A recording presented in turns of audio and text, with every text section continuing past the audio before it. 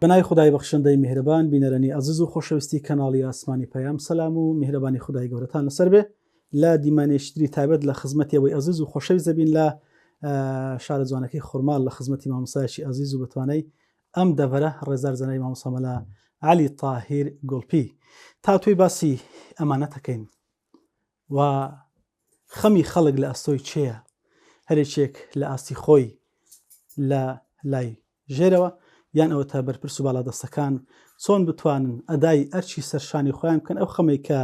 دەبێ بیخۆن و بیخەنە ئەستۆی خۆیان چۆنە بێ. لە خزمەتی ڕێزار زەنای مامۆستالی مامۆستا جان سەلامی خوای گەورەت لەسەر بێ. وعلیکم السلام ورحمة الله وبركاته. یاخوا بەخێرن بەخێراتنی بەڕاستانەکەم عەزیەتان کێشا خۆ بخێر. زۆر سپاس. ئێمە لە سەروبەندی هەڵبژاردنەوەین. بەڵێ ئەمانەتێک لە ئەستۆی هەرێکێک لێمێ تاک بە تاک ئەوەی کە تەمەنی گەشتوتە ئەوەی کە بتوانێت دەنگ بدا تا ئەو کاتێ پیرە پیاوێک و یاخۆت دای حاجەشی بە تەمەن فەرق و جیاوازی نییە. ئەمانەتێکە لەسەر ئەستۆی هەرێکێک لێمە ئێمە چۆن بتوانین بە بۆچوونی جەنابتان ئەوەی کە لە سۆنگەی شەرعەوە وارد بووە و ئیسنادتان لە بۆ هەیە بۆی کە بتوانین ئەدای ئەو ئەمانەتە بکەن، دەبێت چۆن وەبیر لە چ بکەنەوە و چ قیاسێک بۆ خۆیان دابنن بۆی کە بتوانن ئەو ئەمانەتە بە جوانترین شێوە بگەینە شوێنی مەبەست. بسم الله الرحمن الرحيم. الحمد لله رب العالمين والصلاة والسلام على سيد المرسلين وآله وصحبه أجمعين. مامۆستای بەڕێز دیارە وەکو جەنابت فەرمووت باسی ئەمانەتت کردووەتە وەرەکەش ئەمانەتە، ئەمانەتی دەنگدان. بەڕاستی دەنگدان مافێکی تایبەتی خودیە کەسیە کە ئەو مافە هەر کەسە مافی خۆیەتی کە تەمەنی گەیشتە ئەو ئاستە کە بەشدار بێت لە دەنگدان لە پرۆسەی دەنگدان و دەنگدانیش بۆ ئەوەیە کە کۆمەڵێ نوێنەری خەڵک هەڵبژێردرێن بڕۆنە پەرلەمان و ئەم نوێنەرانە ئەبنە نوێنەری دەنگدەرەکان، ئەو کەسانی کە دەنگیان داوە. جا ئەو کەسانە کە دەچنە پەرلەمان ئەبێ ئەوانیش ئەمانەت پارێز بن، ئەمانەتی دەنگی خەڵک بەڕاستی نەدۆڕێنن، خۆیان لە ئاستی ئەو متمانە بپارێزن وەکو چۆنەڵێ بەو شێوە ئەدای ئیش و کارەکەیان بکەن ئەو ئەمانەتەی کە لە سەرشانیانە کە بەرگری و دیفاع بێت لە خەڵکەکە، لە دینی خەڵکەکە، لە بەرنامە و یاسایەک بڕێگە پێ نەدەن کە دژی بەرنامەی خوای پەروەردگار بێت. دیارە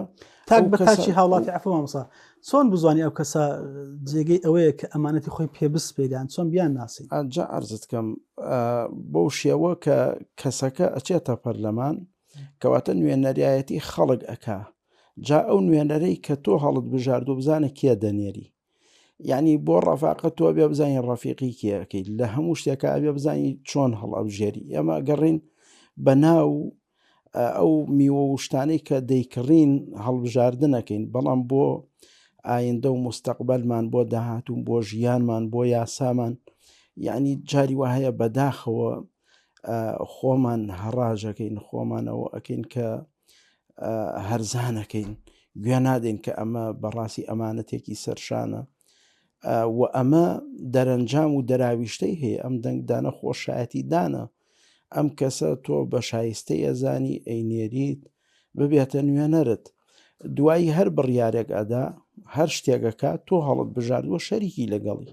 یعنی بۆ مامۆستا ئەو نوێنەرە کە لەوێ بۆ نمونە بە تایبەتی زۆر کات پرۆژە یاسا بەرامبەر بە یاسا نەگۆڕەکان دەردەچیان تاوانێکە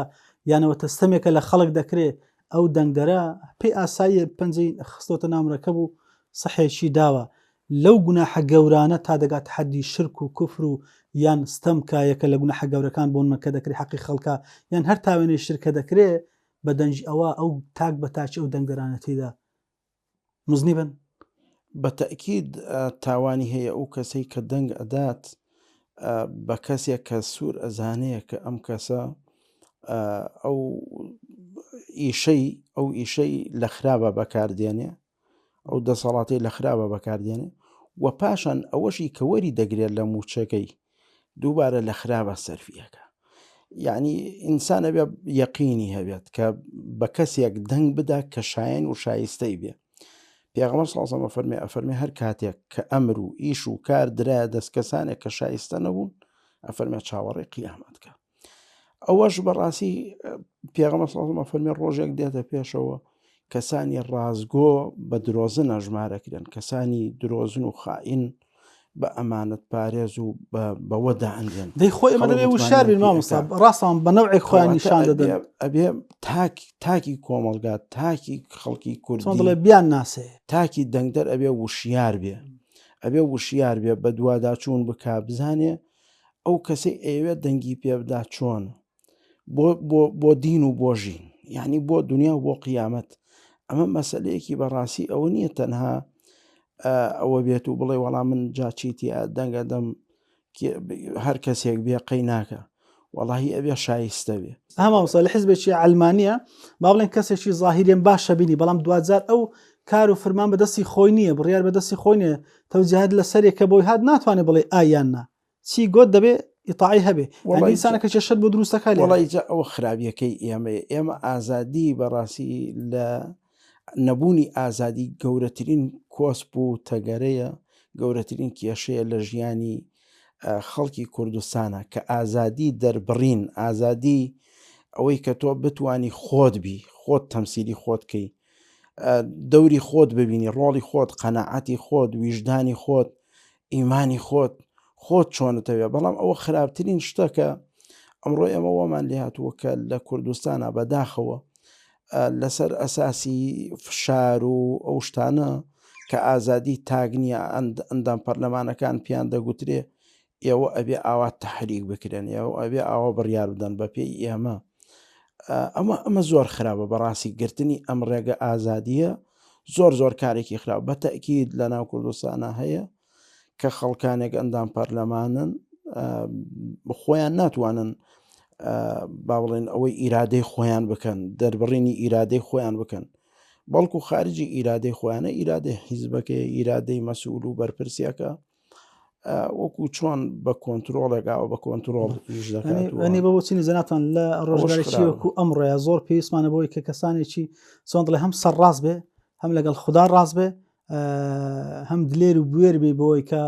ئەوەی کە پێویستە بۆ گەل وڵات چۆن بۆ ژینەکەی بۆ دینەکەشی ئاوا بە جواب بێ لەسەری چاو نەترس بێ. بەڵێ وەکو عەرزم کردی ئینسان بەڕاستی کەسێک یعنی بنێرێتە پەرلەمان کە ئەوەی من بکات یعنی تەمسیلی من بکە ئەوەی کە من ئەمەوێ ئەوە ئەنجام بدە. یاسە بۆ نمونە لە کوردستانە خەڵکەکەی خەڵکێکی موسڵمانە ئەبێ بەڕاستی پەرلەمانتار لە هەر حیزبێک بێ ئاگای لە دینی میلەتەکەی بێ.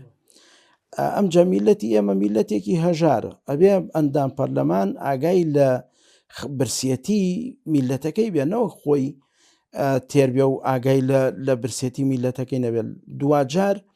ئەبێ بە پەرلەمانتارەوە ئەبێ بە خەڵکی ڕعیەتەوە ئەبێ بە هەمووانەوە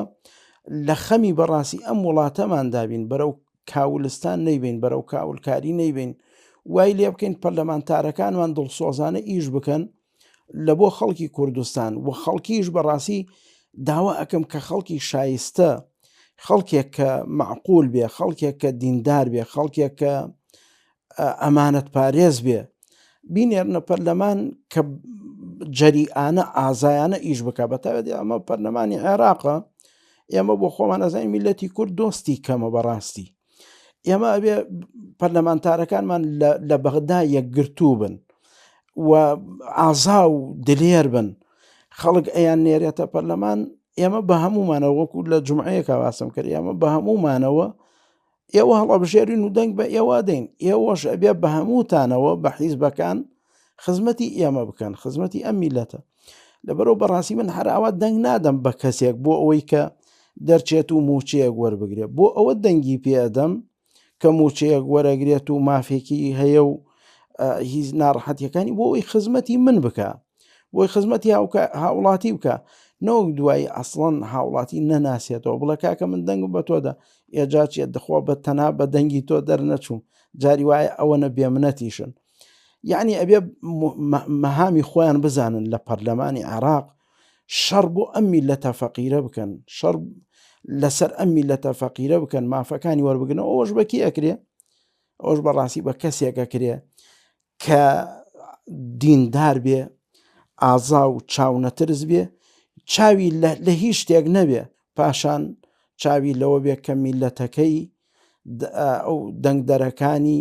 ئاسوودە بکە و ئەو ئەمانەتەی لەسەر شانێتی بە جوانی ئەدایکە. زایعکردنی و ئەمانەتە پێت وایە بۆ منەگەر کەسێک ئەگەر دیندار بێ دیندارێکی فعلی ئەو ئەرکانێک کە لەسەر شانێتی هەم لە ڕاستگۆیی هەمیش لە دەستپاچی لەگەر خەڵکو و هەتا وڵاتەکەشی دەبێ بەڵام ئاخۆ لە زمنی زایعکردنی ئەمانەتە کەسێک کە دەنگ بدا بە کەسانێشتر کە شان و لایەق نەبنەوە تاوانی کەسێک چیە کە ئەو ئەمانەتی لەسەر شانیتان زایعەکەن. هەر کاتێک ئەمانەت بەزایە درا ئەو کاتە چاوەڕێی قیامەت بکە. هەر کاتێک ئیش درایە دەستی کەسی ناشایستە چاوەڕە قیامەتکە. ئەوە ئێمەین وا ئەکەین کە ئەم کوردستانەمان ئاوا بەردەوام لە میحنەت و لە موسیبەتایە لە خۆمان ینی بەدەستی خۆمان بەردەوام ئێمە لە کاتێکا وەکو هاوڵاتی تەنها سەحێکمان لە بندەسە لە دەستدایە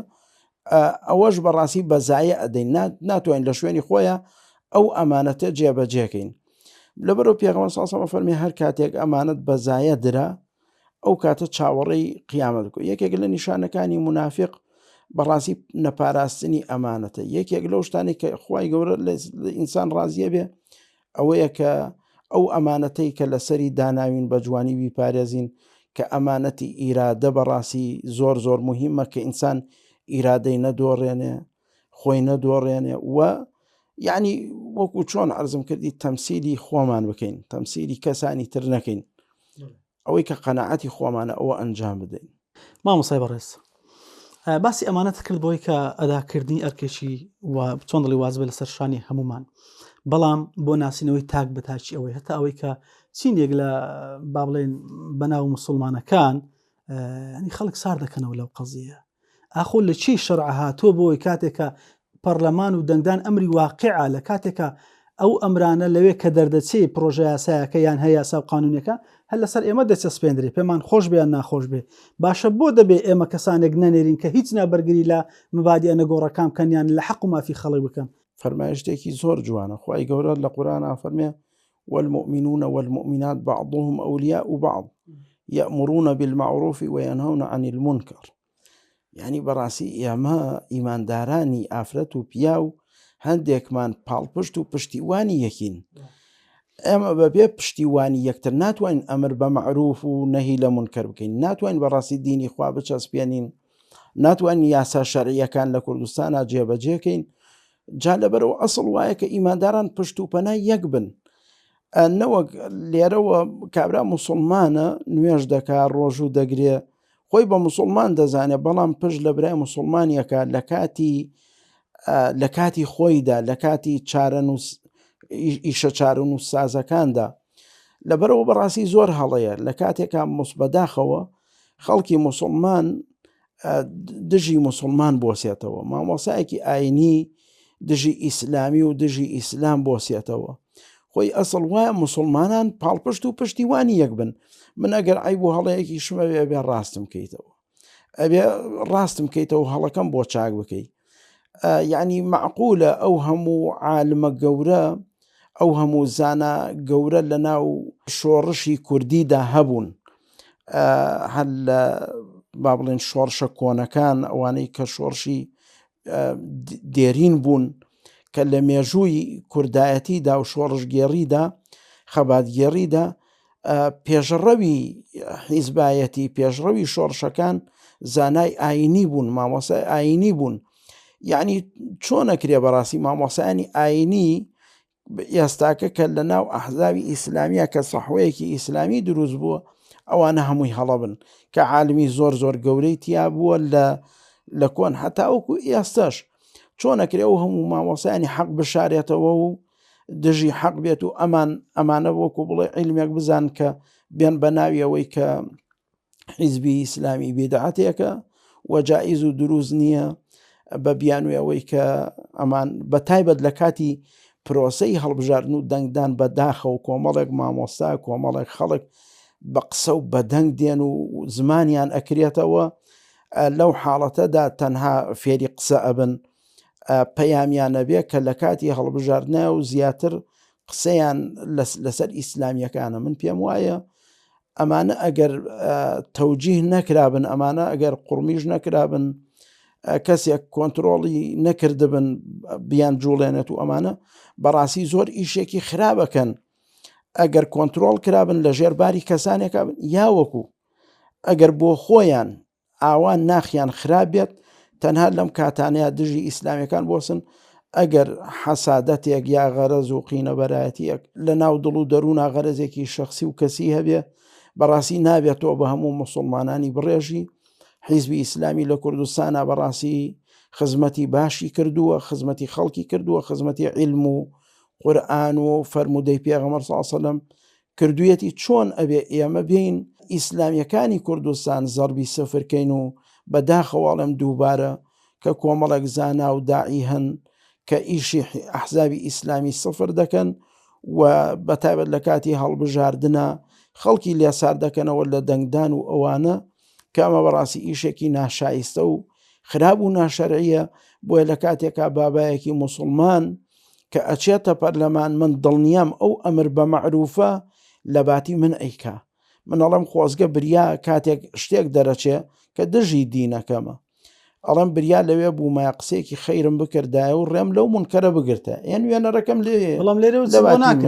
لێرەوە من هیچم بۆ ناکرێت، بەڵام نوێنەرەکەم لەوێ لە بری من ئەوواکە.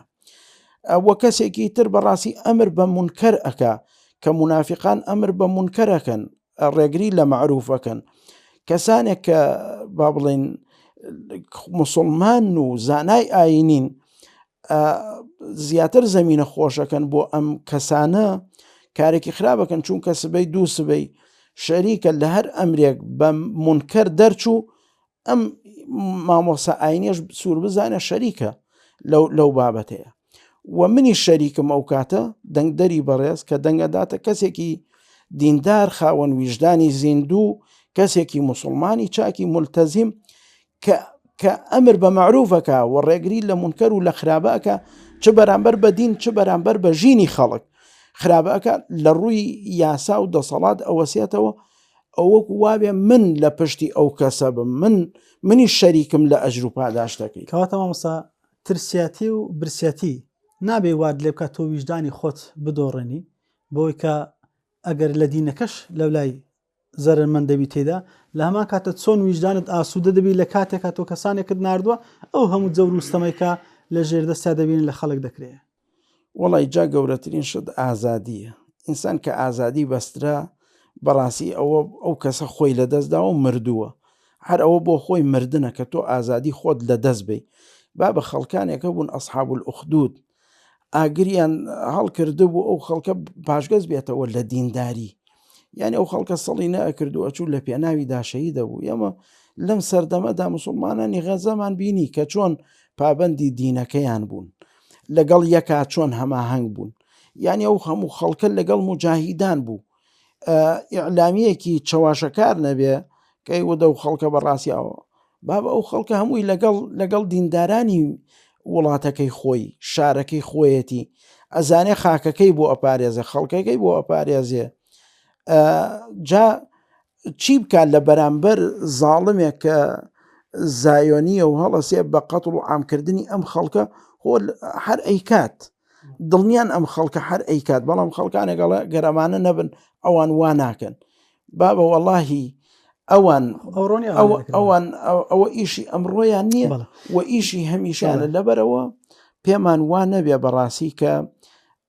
کوفر و میلەتی کوفر لە ئێمە بێدەنگ بێت و بەڕاستی وەکو چۆنەڵێ لێمان بێدەنگ بێت لە دینداری و لە مسلمانەتیان. لەبەرەوە تاکی مسلمان ئەبێ ئازاد بێ، هەر بۆ خۆی ئازاد نەبوون، بۆ خۆی مردنە، لەوانەیە پێمان بڵێن برسیبوونە، بڵێن باشە بۆ ئەوە پرۆسەیەکی سیاسی و نیشتیمانیە، بۆ لەگەڵ دینادەی بەستنەوە چ پەیوەندیشی بە دینیە بە کورتی وڵامی کەسانێک پێمان بڵێن باشە بۆ لەگەڵ دینادەی بەستنەوە، ئەو پرۆسەیەکی سیاسی و نیشتیمانیە، بۆ مزایدەی دینداری لەسەر ئێمە دەکەن، ئێمەش مسلمانین وەسەلەن. باشە پرۆسەیەکی نیشتیمانیە بۆ بە دینەوەی بەسیم، ئێمەش ئەڵێن بابە ئێوە وەرن مسلمانن یەکەم ئاگاتان لە دینەکە بێ. پرۆسەیەکی نیشتیمانی بابە دەسەڵات لە دەستی کێیە مامۆسا؟ خۆ دەسەڵات لە دەستی ئیسلامیەکانان نییە، دەسەڵات لە دەستی کەمینە ئەحزابە کەمینەکانان نییە، دەسەڵات لە دەستی بەڕاستی خۆمان نەزانین دوو حیزبی گەورەیە کە حکوومەتیان تەشکیلێناوە پێک یاناوە یعنی کێ دەسی گرتوون کە چاکە نەکەن لەم کوردستانە ئەو خەڵکە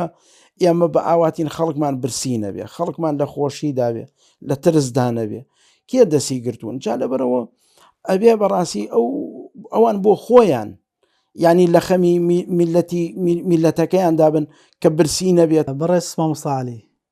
وەکو مامۆستایەکی ئاینی ئامۆژگاریەتی دواوتەی جەنابەت سەبارەت بۆی کە پرۆسەی دەنگدان لە پێشە هاوڵاتی چی لەسەر وەکوتجایکی دینی پیان بێژیت؟ بەڵێ وەڵی من وەکو مامۆسایەک داوا ئەەکەم لە هاو نیشتیمانی لە خەڵکی کوردستانەکەم لە خەڵکی بەژمەینەتی ئەم خاک و گەل و کوردستانە پێیان ئەڵێم 11 بچنە سەر سنووقی دەنگدان خەمسارد مەبن ئەمە مافی خۆتانە بە دەنگی ئێوە خەڵک ئەچێتە پەرلەمان کەسانی شایەن و شایستە و دیندار و موسڵمان و بە ئەمەک بنێرنە پەرلەمان تا نوێنەرایەتی ڕاستەقینەی ڕەسەنی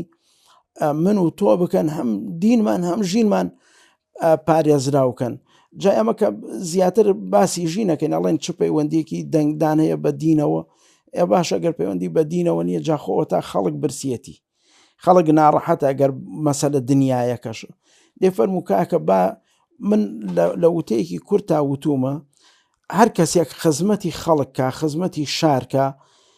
خەڵک ئەی بینات بەڕاستی پێویست بە ئەو کاتە ڕیکلام ناکە بەخوا خەڵک خۆی دەنگەدا بەڵام لە کاتێکا تۆ خەڵک برسیەکەی خەڵگە ترسێنی ئازادی هەمووی ئەبڕیت چۆن چاوەڕێەکەی خەڵک دەنگت پێ بدا وەڵاهی خەڵک دەنگ نادا بە کەسێک کە خەڵک برسیکە خەڵک دەنگ بە کەسێکەدا کە دەستی نەبێت لە خراپکردنی وەزع و بارودۆخی هاوڵاتی و میلەت لەبەرەوە داواکارم کۆتا پێیان داوا ئەەکەم لە تاک بە تاکی پەرلەمانتاران بە هەموو حیزبەکانەوە بێ جیاوازی داوایان لێ یەکەم ئەوانە نوێنەری خەڵکن ئیشێک بکەن لە پەرلەمانی عێراقا بۆ خەڵکەکەیان ویژدانی خۆیان ئاسوودەکەن بەوەی کە شتێک بکەن کاکە بەخوا هەرامرین بەخوا پەرلەمانیش تەواو ئەبێت تۆ ئەو 4 ساڵی کە پەرلەمانتاریەکەی